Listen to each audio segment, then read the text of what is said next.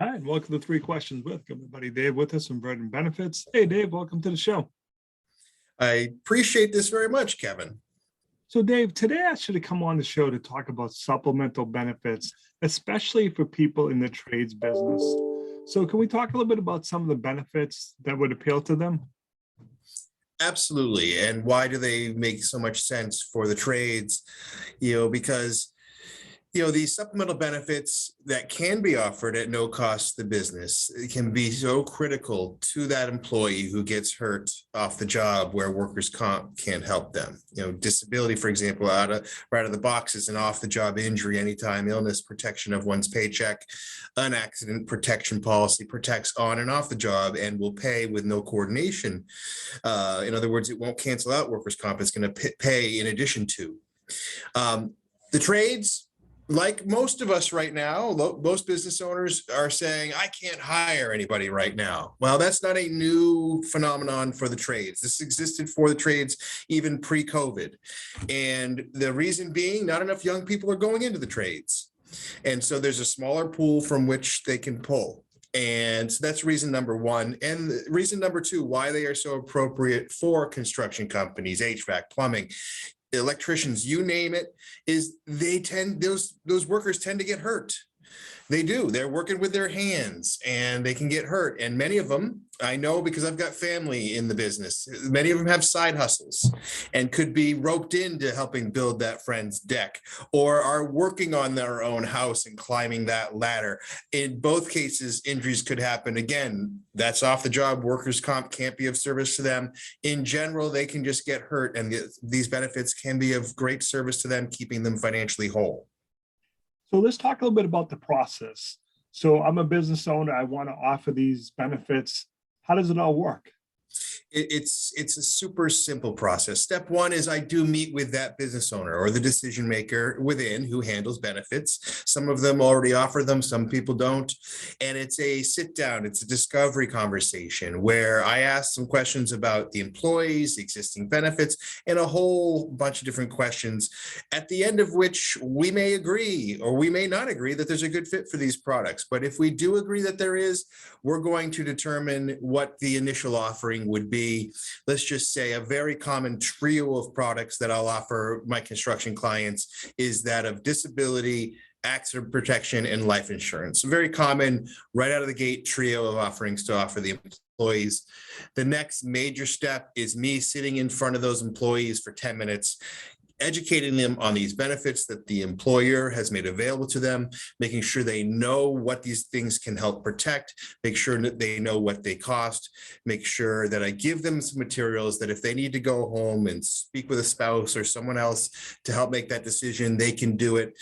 And then the third step is me sitting with them and enrolling them.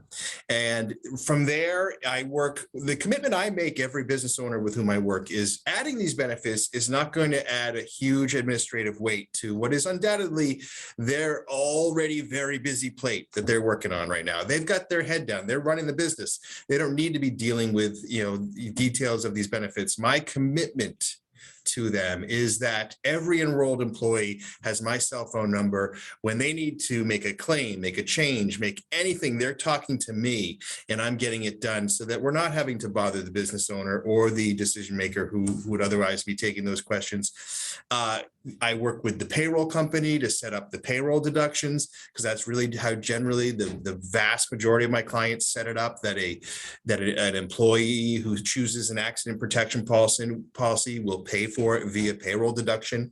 What I will point out, there is a growing trend of business owners who elect to fund one or more of the benefits, maybe in a flat dollar or a percentage amount towards one or more of the benefits, really in the whole effort to be more attractive to job seekers, to help in their recruitment, help in their retainment of their employees, do a solid for their employees by funding a portion of a certain benefit that's going to make them more content, feel more protected, feel happy about working for that employer. It can be a real win-win for the businesses when they do that. It does not, however, have to cost them a dime if that's how they choose to do it. So David, can you just talk a little bit more again about some of the more popular products that tradespeople often look for? And do you have a story about, why it works well?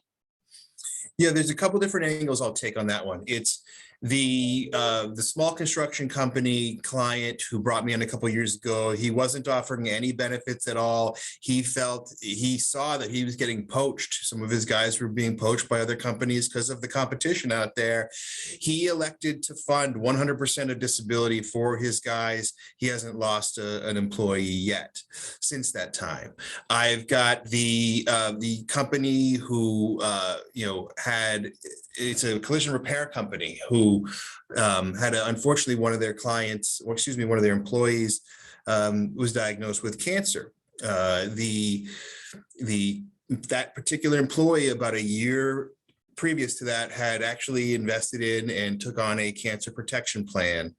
He's been out of work for a year with lung cancer, and his cancer protection plan has been paying him all along the way for the various treatments that he gets. The employer feels really good about bringing these products in, for that particular employee, that they were able to bring the stuff in and be able to help that employee. This particular gentleman, whom I've been helping for a year, told me about 5-6 months ago, as I was picking up some paperwork from his house, with near tears in his eyes, told me, "Thank you for helping keeping the roof over my head and the food on my table," because these products can be that impactful, that helpful in keeping someone, financially whole when they're going through arguably some of the toughest times of their lives.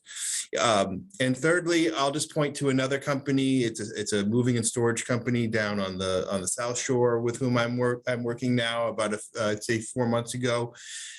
Similar story to the construction company, but this gentleman elected to fund an accident protection plan for his 7 employees.